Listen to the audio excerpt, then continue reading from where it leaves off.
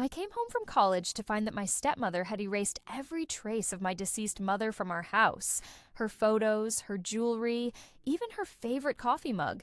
She thought she could rewrite our family history, but what I did next ensured that my mother's memory would be impossible to forget.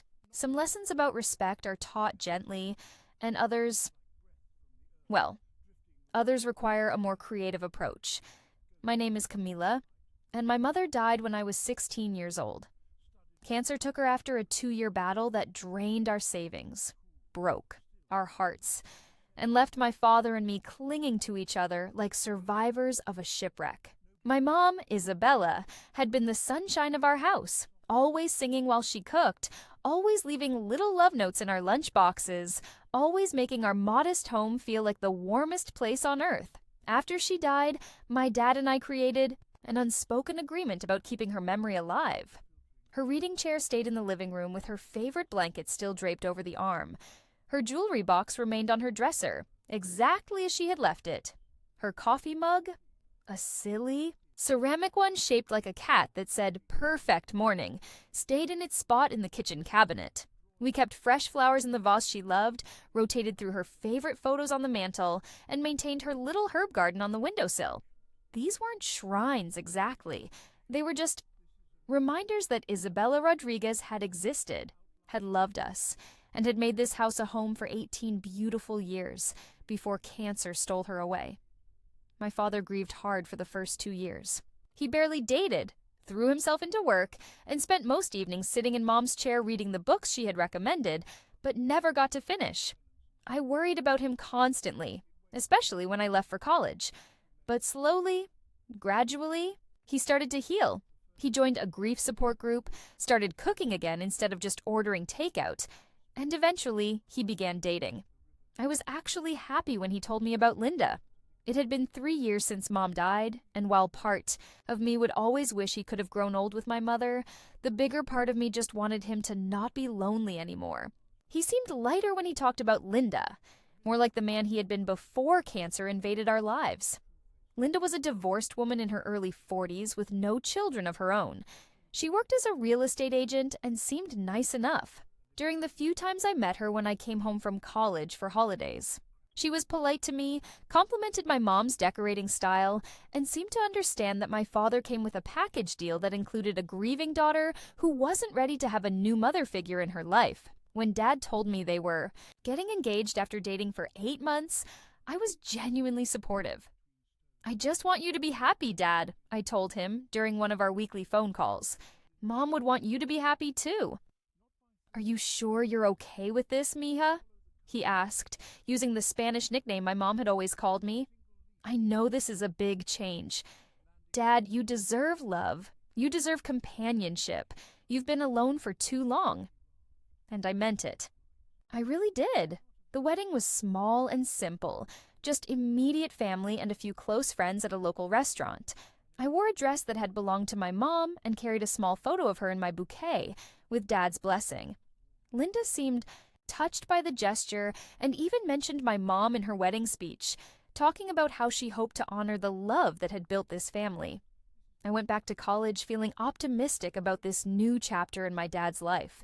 Linda moved into our house, the house my parents had bought together when they were newlyweds, the house where I had grown up, the house where every room held memories of my mother.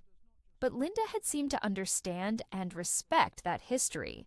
During the few months I had known her, I was wrong. The first sign of trouble came during my Thanksgiving break, about 3 months after the wedding. I walked into the living room and stopped dead in my tracks. Mom's reading chair was gone. In its place was a sleek, modern recliner in cream leather that looked like it belonged in a furniture showroom, not in our cozy, eclectic living room. "Where's Mom's chair?" I asked Linda, who was arranging some new throw pillows on the couch. "Oh, that old thing," she said without looking up. "It was so worn and outdated. I donated it to Goodwill. This new chair is much more stylish, don't you think?" I felt like someone had punched me in the stomach.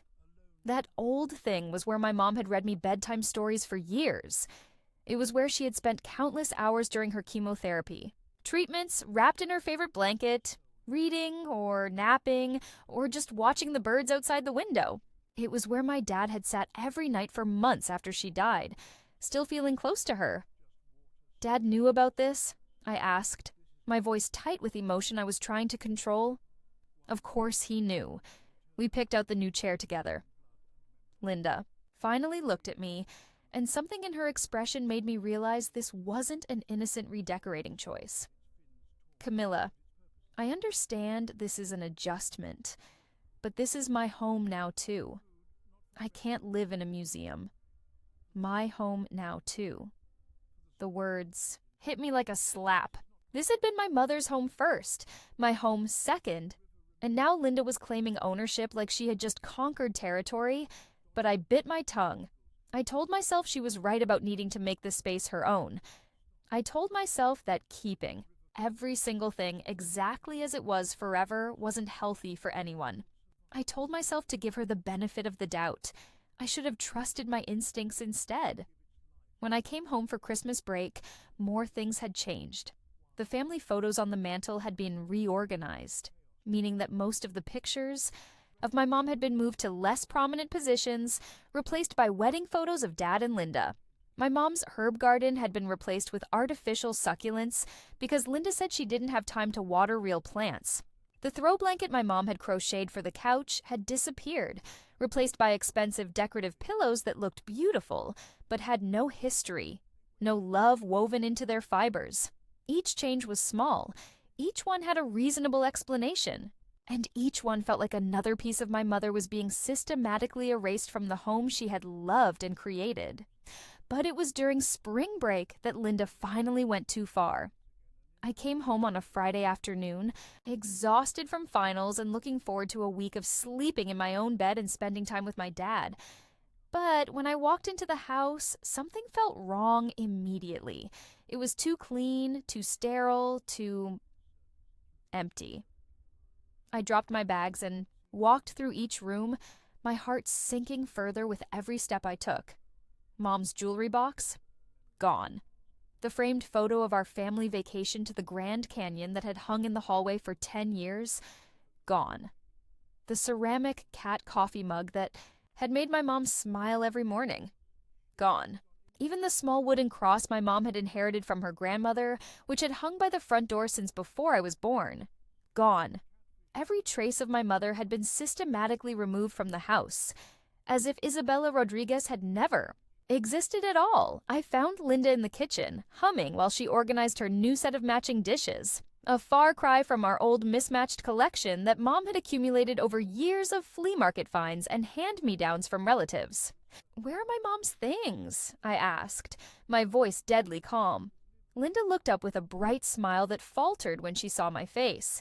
"Oh, Camilla, you're home early. I was just finishing up some spring cleaning." "Where are my mom's things?" She set down the dish she was holding and sighed like I was being unreasonable. "Camilla, I know this is hard, but your father and I agreed that it was time to pack away some of the reminders. It's been 4 years since your mother passed. It's not healthy to live in the past. My father agreed to throw away my mother's jewelry, her photos, her coffee mug." My voice was rising despite my efforts to stay calm. "We didn't throw anything away," Linda said quickly. "We packed everything carefully and put it all in storage.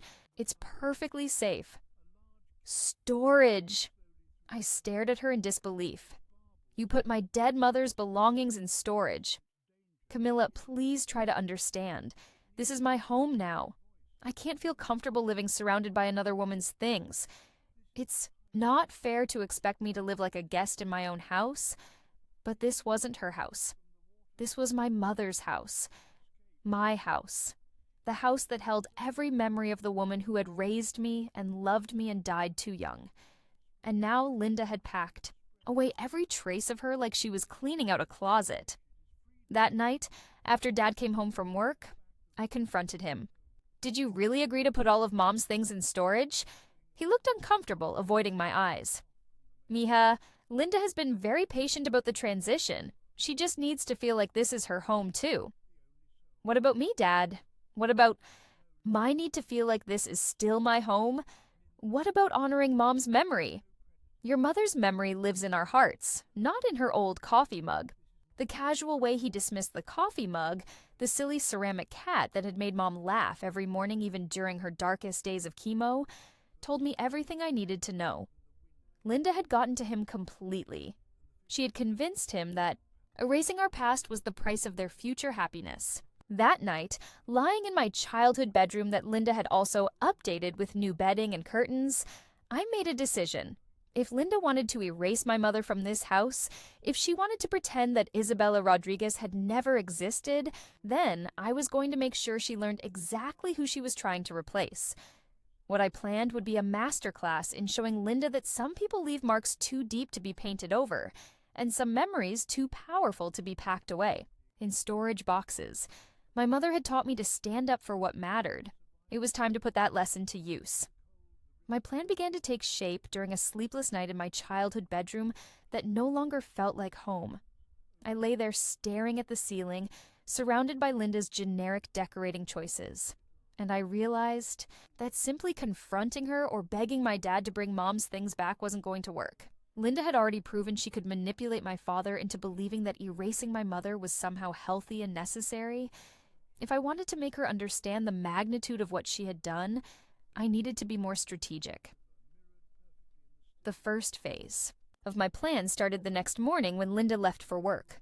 I had watched her routine for the past few days. She left at exactly 8:30 a.m. and didn't return until after 6 p.m. That gave me nearly 10 hours to execute what I was calling Operation Isabella in my head. I started by driving to the storage unit facility across town. It took me 3 hours and visits to 2 different locations before I found where Linda had stashed my mother's belongings. When I finally located the right unit and saw my mom's things packed away in cardboard boxes like forgotten junk, I had to sit in my car for 20 minutes to compose myself. The boxes were labeled in Linda's neat handwriting: MISC, household items, old photos, kitchen stuff. My mother's entire existence had been reduced to generic categories and hidden away like shameful secrets. But as I opened each box, I felt my determination growing stronger. Every item told a story, held a memory, represented a piece of the woman who had made our house a home. I carefully selected specific items, not everything, because I didn't want Linda to notice immediately that things were missing from storage. I took my mom's jewelry box, a few of her favorite photos, the ceramic cat coffee mug, her reading glasses, a silk scarf she wore to church every Sunday, her favorite cookbook with notes scribbled in the margins, and the small wooden cross from her grandmother. But I also took some items that Linda wouldn't recognize as missing. A tube of my mom's favorite lipstick that had been in her purse when she died, a receipt from the last movie she and Dad had seen together, tucked inside one of her books, and a grocery list written in her handwriting that had somehow survived in a kitchen drawer until Linda's purge. Phase 2 of my plan required research. That afternoon, while Linda was showing houses to clients and Dad was at work, I spent hours on my laptop learning everything I could about Linda Martinez. Her maiden name, her previous marriage, her work history, her social media presence. What I discovered gave me everything I needed for the psychological component of my plan. Linda was obsessed with appearances. Her Instagram was perfectly curated. Every photo professionally lit, every caption carefully crafted to present the image of a successful, sophisticated woman living her best life. She had already begun posting photos of her home, showcasing the redecorated rooms as examples of her impeccable taste. The comments from her real estate colleagues and friends were full of praise for her decorating skills and her beautiful new life with my father, but I also found traces of insecurity hidden beneath the polished exterior. In older posts from before she met my dad, there were hints of loneliness, subtle mentions of feeling like an outsider, references to wanting to build the perfect family life she had never had. Linda wasn't just trying to erase my mother. She was trying to become her, to step into the life my mom had built and pretend it had always been hers. That's when I realized the perfect way to make her remember my mother. I was going to make it impossible for Linda to escape the presence of the woman whose life she was trying to steal. Phase 3 began that evening. I waited until Linda and Dad went to bed. Then I crept through the house like a ghost, carefully placing my mother's items in locations where Linda would encounter them throughout her daily routine, but in ways that would seem unexplainable. I placed my mom's reading glasses on the kitchen counter where Linda prepared her morning coffee. I put the silk scarf on the back of Linda's bathroom door where she would see it when she got ready for work. I slipped my mom's favorite lipstick into Linda's makeup bag. I placed one of Mom's small earrings on Linda's nightstand, just far enough from the bed that it could have fallen from somewhere, but close enough that she couldn't miss it. The wooden cross went back in its original spot by the front door, and I positioned it so it would be the first thing Linda saw when she came home from work. But the real psychological warfare began with the more subtle placements. I tucked my mom's grocery list inside Linda's real estate folder, where she would find it when she was preparing for client meetings.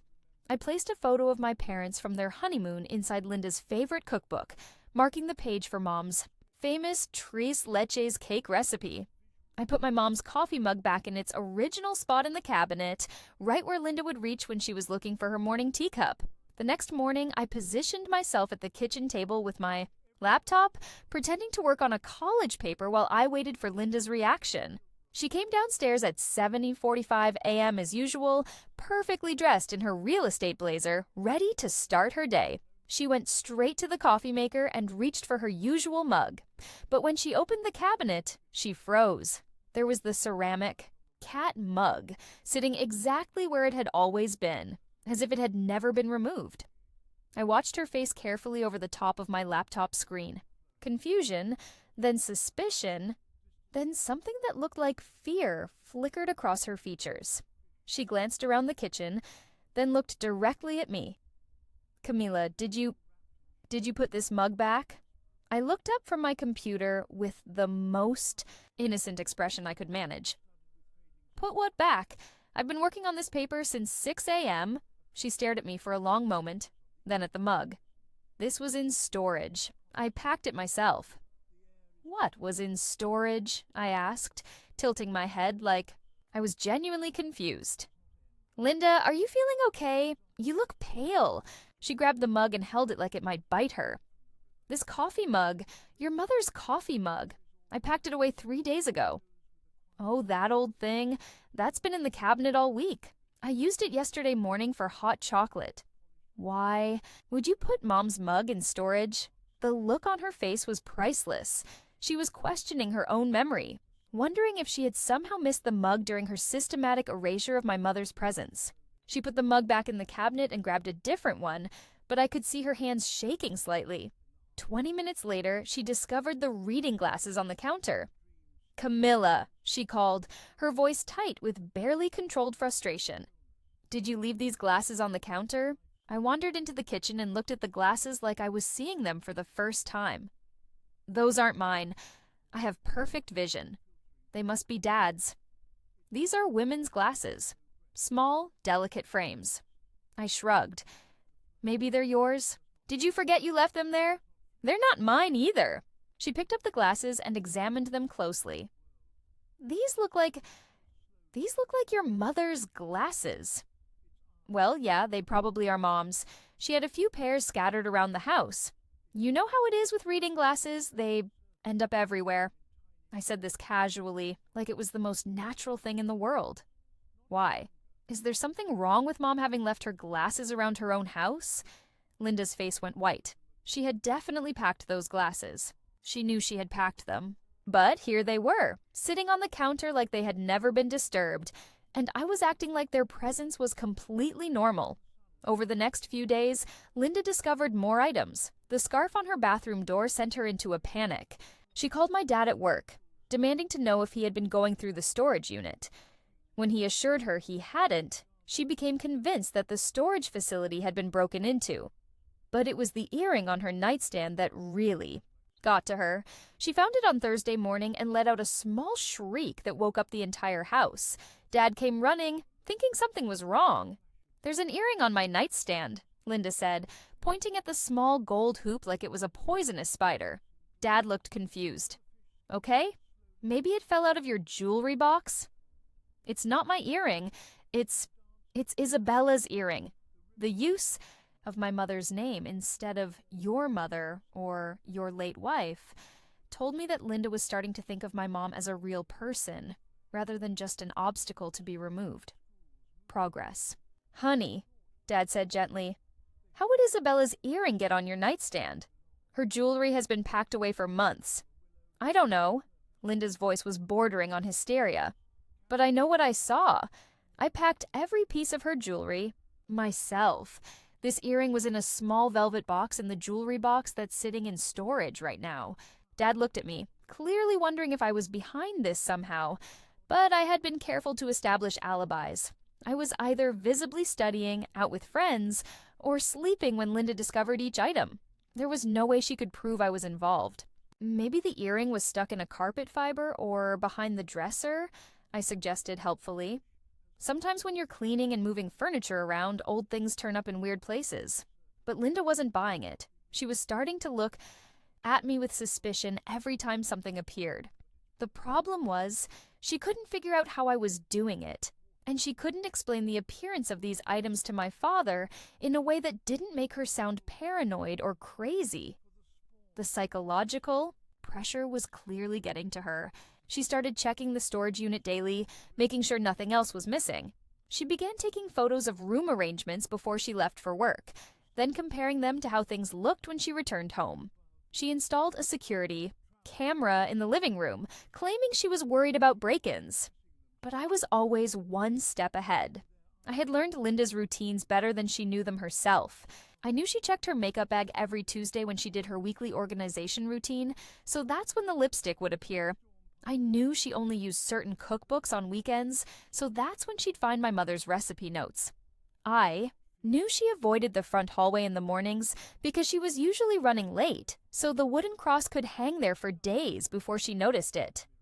The breaking point came on a Sunday afternoon when Linda was hosting a small dinner party for some of her real estate colleagues.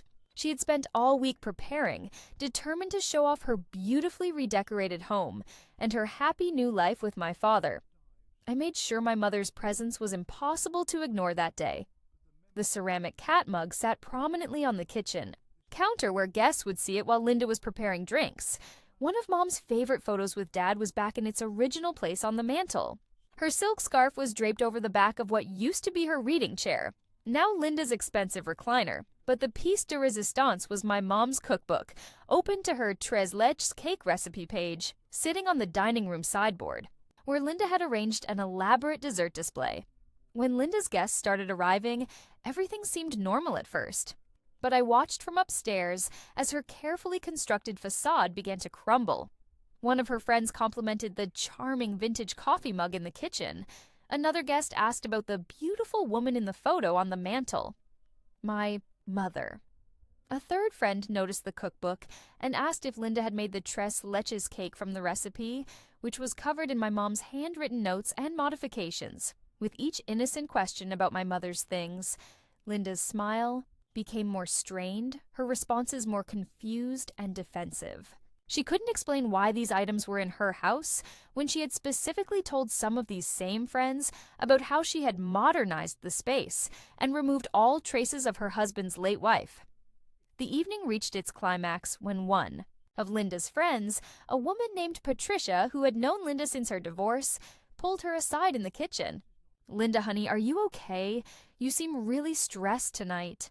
And I have to ask, I thought you said you had packed away all of David's late wife's things, but there are photos of her all over the house, and that coffee mug has her name written on the bottom. Linda's face went completely pale. She grabbed the ceramic mug and flipped it over, and there, in my mother's handwriting from when I was 8 years old, were the words, "Isabella's special mug. Do not use." The mug slipped from Linda's hands and shattered on the kitchen floor. The sound brought everyone running, and Linda stood there surrounded by the broken pieces of my mother's favorite mug, looking like she was about to have a complete breakdown. That's when I knew my plan had worked better than I had ever imagined. Linda wasn't just being forced to remember my mother, she was being haunted by her. And tomorrow, I was going to make sure she understood exactly what it felt like to have someone try to erase you from your own home. The next morning, Linda came downstairs looking like she hadn't slept all night. Her perfectly styled hair was messy, her makeup was smudged, and she was wearing the same clothes from the dinner party. She looked like a woman on the edge of a nervous breakdown. Dad had already left for work early. He'd been doing that a lot lately, I noticed. Maybe the tension in the house was getting to him too, though he seemed determined to pretend everything was normal. Linda went straight to the kitchen and started cleaning up the remaining pieces of Mom's broken mug that she had missed the night before. I watched her from the doorway for a moment before speaking. "Good morning, Linda. You look tired. Rough. Night?" She spun around so fast she nearly knocked over the dustpan she was holding. When she saw it was just me, something in her expression shifted from panic to anger. "You," she said, pointing a shaking finger at me. "This is all you, isn't it? You've been moving these things around trying to drive me crazy." I walked into the kitchen and poured myself a glass of orange juice, keeping my expression perfectly calm. "I don't know what you're talking about, Linda." "What things?" "Don't play dumb with me, Camilla. The mug, the glasses, the photos, you've been taking them from storage and putting them back in the house. Why are you doing this to me?" I set down my glass and looked at her with what I hoped appeared to be genuine concern. "Linda, you're really worrying me. First you claim you packed away Mom's things, then you're surprised when you find them around the house where they've always been. Are you sure you're feeling okay? Maybe you should see a doctor." "I am not crazy," she screamed, her composure finally cracking completely. "I know what I did. I packed every single item that belonged to your mother into boxes and put them in storage. Every photograph, every piece of jewelry, every stupid coffee mug, I labeled the boxes myself. Then, how are they back in the house?" I asked innocently. "I mean, if you really did pack them away and nobody else has access to the storage unit, how would they get back here? Unless—" I paused dramatically, letting the implication hang in the air. "Unless what?" Linda whispered, her face going white again. "Unless Mom doesn't want to be forgotten," I said quietly. "Unless her spirit is trying to tell you something." Linda's eyes went wide with terror. That's ridiculous. I don't believe in ghosts." "Neither did I lied smoothly. "But how else do you explain it? Items appearing in places where you know you removed them? Things moving around when nobody's home? Maybe Mom is trying to show you that this was her home first and she's not ready to be erased from it." I could see Linda's rational mind warring with the fear I had planted. She was a practical woman who dealt in facts and figures, square footage and market values, but the psychological pressure of the past week had worn down her defenses, and the seed of supernatural dread I had just planted was taking root. "Your mother is dead," Linda said, more to herself than to me. "Dead people don't move coffee mugs around." "You're probably right," I agreed. "But then again, you're the one who's been finding her things in impossible places. You tell me how that's happening." I left her standing in the kitchen, staring at the spot where Mom's mug had shattered, and went upstairs to prepare for the next phase of my plan. Because what I had done so far was just the warm-up, now it was time to show Linda exactly what it felt like to be erased from your own life. That afternoon, while Linda was at work, I drove to her office.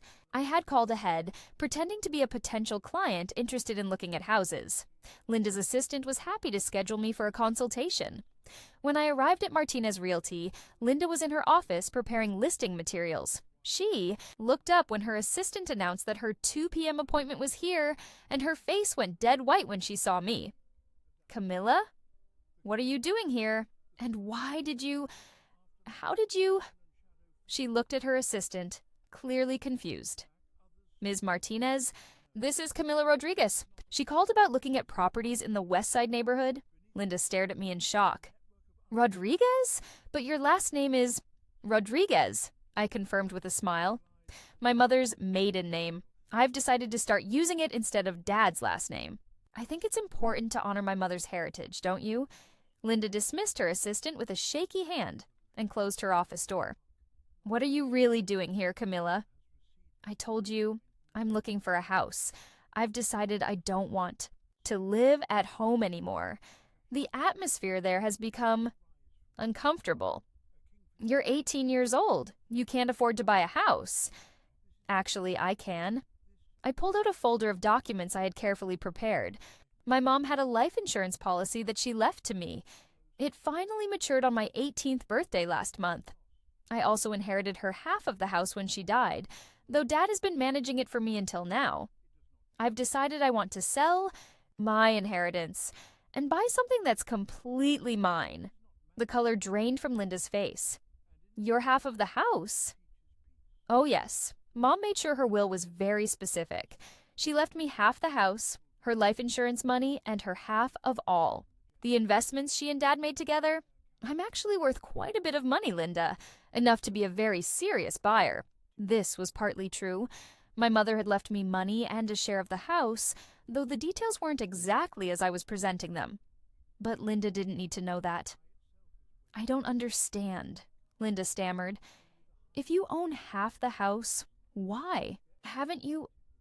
Why didn't your father? Because I was a minor and I trusted Dad to take care of my mother's legacy. But recent events have shown me that maybe I need to be more involved in protecting what's mine. I opened my folder and spread out some official-looking documents on her desk. I've been talking to lawyers about my options. Did you know that I can force a sale of the house if I want to? Since I own half of it, and the other half owner, that would be my dad, can't afford to buy me out, we'd have to sell the whole property and split the proceeds. Linda was staring at the papers like they might burst into flames. You would really force your father out of his home? It's not his home anymore, is it? I asked, echoing the words she had said to me weeks earlier. You made it very clear that it's your home now, so maybe it's time for some changes. I could see her mind racing, trying to figure out if I was bluffing, trying to calculate how this would affect her perfect new life. The house was beautiful, in an expensive neighborhood, and losing it would mean starting over. Again. What do you want, Camilla? She asked quietly. I want you to understand something, Linda. When you threw away my mother's things, when you erased every trace of her from the house she loved, you made a very serious mistake. You tried to delete a woman who gave 18 years of her life to making that house a home. You tried to pretend that Isabella Rodriguez never existed. I stood up and gathered my papers. But here's the thing about trying to erase someone. Sometimes they push back. Sometimes they make sure you remember exactly who you were trying to forget. Linda's hands were shaking now. If I brought her things back from storage... Oh, but they're not in storage anymore, are they? I smiled sweetly. They've been finding their way back home all by themselves. Almost like someone or something wants them there. I headed for the door, then paused with my hand on the handle. I'll be in touch about those property listings, Linda. I'm particularly interested in houses with a lot of character. You know, places with history, with memories built into the walls. I find that the older homes have so much more personality. I left her sitting in her office, staring at the legal documents I had spread across her desk, and drove home to prepare for the final act of my plan. That evening, I waited until Linda and Dad were both home and settled in the living room watching TV. Then I came downstairs carrying a large photo album I had retrieved from my room. Dad, can we talk about something? I asked, settling into what used to be Mom's reading chair, the spot now occupied by Linda's sterile recliner. Of course, Mija. What's on your mind? I've been thinking about Mom a lot lately. I miss her so much, and I feel like I'm starting to forget little things about her. The sound of her laugh, the way she hummed while she cooked, the stories she used to tell about her childhood in Mexico. Dad's face softened immediately. These were the conversations he had been avoiding for months, the memories Linda had convinced him were unhealthy to revisit. I brought down her photo albums. I continued, opening the book in my lap. Would you help me remember some of these stories? I want to make sure I never forget who she was. For the next 2 hours, Dad and I went through every page of that album. I asked him to tell me about each photo, each memory, each moment they had shared together. We laughed about Mom's terrible cooking experiments before she learned to make decent meals. We cried together over pictures from her last birthday, when she was already sick but still insisted on making her famous Tres Leches cake for the family celebration. Linda sat rigid in her chair the entire time, trapped by the conversation happening around her. She couldn't leave without seeming heartless, but she couldn't participate without acknowledging the very woman she had tried to erase. Every story Dad told, every memory we shared, every laugh and tear we shed together was a reminder that Isabella Rodriguez had been loved deeply and completely by the people in this room. "Look at this one," Dad said, pointing to a picture of Mom in her garden. She was so proud of those tomatoes. She must have taken 20 pictures of the first ones that ripened. She made us that amazing salsa with them, I remembered. And she gave jars of it to all the neighbors. "Mrs. Patterson next door still asks me for the recipe," Dad laughed. "I keep meaning to find it in her cookbook collection." "Actually, I know exactly where it is," I said, getting up from my chair. I went to the kitchen and returned with Mom's cookbook, the same one Linda had found at her dinner party. "It's right here with all her notes about how to make it just right." I handed the cookbook to Dad and watched as his face transformed with recognition and emotion. He ran his fingers over Mom's handwritten notes in the margins, her modifications to ingredients, her little drawings of happy faces next to recipes that had been family favorites. "I haven't seen this in months," he whispered. "Where did you find it?" "It was in the kitchen where it always is," I said, looking directly at Linda. "Where else would it be?" Linda's face was a mask of barely controlled panic. She knew she had packed that cookbook. She knew she had packed all of these things. But here they were, and here was her husband, holding his late wife's cookbook like it was a precious treasure, remembering the woman he had loved before Linda convinced him to hide her away. "David," Linda said carefully, "I thought we had decided to put some of Isabella's things away for a while, to help us all move forward." Dad looked up from the cookbook, and for the first time in months, I saw confusion in his eyes. "We did. I don't remember deciding that. Why would we put away Isabella's recipes? Camilla might want to learn to make her mother's dishes someday." "I would love that, Dad," I said quickly. "I want to learn everything Mom knew how to cook. I want to carry on her traditions." Linda tried one more time. "David, remember we talked about how keeping too many reminders around might not be healthy?" But Dad was already shaking his head. "No, Linda. Forgetting Isabella wouldn't be healthy. She was my wife for 18 years. She's Camilla's mother forever. Her memory isn't something we should hide away." That's when Linda finally broke. She stood up abruptly, tears streaming down her face, and ran toward the staircase. "I can't do this anymore," she screamed from the hallway. "I can't compete with a ghost. Every day there are more of her things appearing in this house, like she's trying to push me out, the coffee mug, the photos, the jewelry. I packed it all away, and it keeps coming back." Dad and I exchanged glances. He looked completely bewildered by Linda's outburst. "Linda, what are you talking about?" he called after her. "What things keep coming back?" But she was already upstairs, and a few minutes later we heard her bedroom door slam. Dad turned to me with concern written all over his face. "Mija, what is she talking about? What thing's appearing in the house?" I took a deep breath. This was the moment I'd been building toward for weeks. "Dad, I need to tell you something. Linda's been taking Mom's things, her jewelry, her photos, her coffee mug, everything, and putting them in storage. She told me she couldn't feel comfortable living with reminders of Mom in the house." Dad's face went through a series of emotions: confusion, disbelief, and finally, anger. "She what? She's been systematically removing every trace of Mom from the house. The only reason you're seeing these things now is because I've been bringing them back from the storage unit where she hid them." "But why didn't you tell me this was happening?" "Because she convinced you it was for the best, remember? She told you that keeping Mom's things around was unhealthy, and you agreed with her." Dad was quiet for a long moment, and I could see him trying to reconstruct conversations he had had with Linda over the past few months. Slowly, the pieces were falling into place. "The reading chair," he said suddenly. "She said we picked out the new chair together, but I loved that chair because it was your mother's favorite. She donated it to Goodwill without asking you. Dad stood up, and I could see the anger building in his face. She threw away your mother's chair, and her coffee mug, her jewelry, everything? Dad, she packed away every single thing that proved Mom had ever lived in this house. She wanted to erase her completely. For the next 20 minutes, I told my father everything Linda had done. How she had systematically removed Mom's belongings while I was at college and he was at work. How she had manipulated him into thinking it was healthy to forget. How she had treated our grief like an inconvenience to be managed rather than a natural part of loving someone who had died. With each revelation, Dad's face grew darker. This wasn't the gentle, patient man Linda had married. This was the father who had fought alongside my mother through 2 years of cancer treatments, who had held my hand at her funeral, who had promised me that we would never let her memory fade.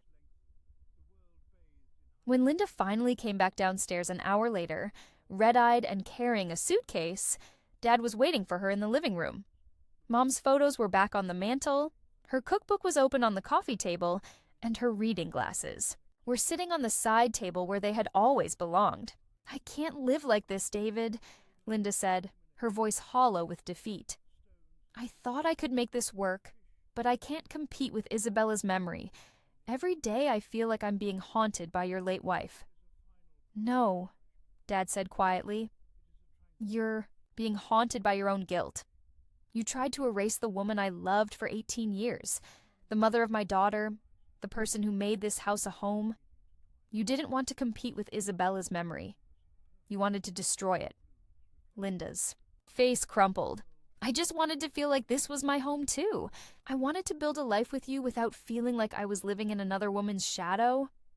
"Isabella wasn't casting a shadow," Dad replied. "She was providing light. Her love, her warmth, her presence. That's what made this house special. That's what made our family possible. You could have added to that light, Linda. You could have honored her memory while building something new with us. Instead, you tried to extinguish it." Linda looked at me then, and I saw recognition in her eyes. She finally understood what I had been trying to show her. When you try to erase someone who was deeply loved, their absence becomes a presence. When you try to delete their history, you make their memory more powerful than it ever was before. "I'm sorry," she whispered, though I wasn't sure if she was talking to me, to Dad, or to the memory of my mother. "So am I," Dad replied. "I'm sorry. I let you convince me that forgetting Isabella was the price of moving forward.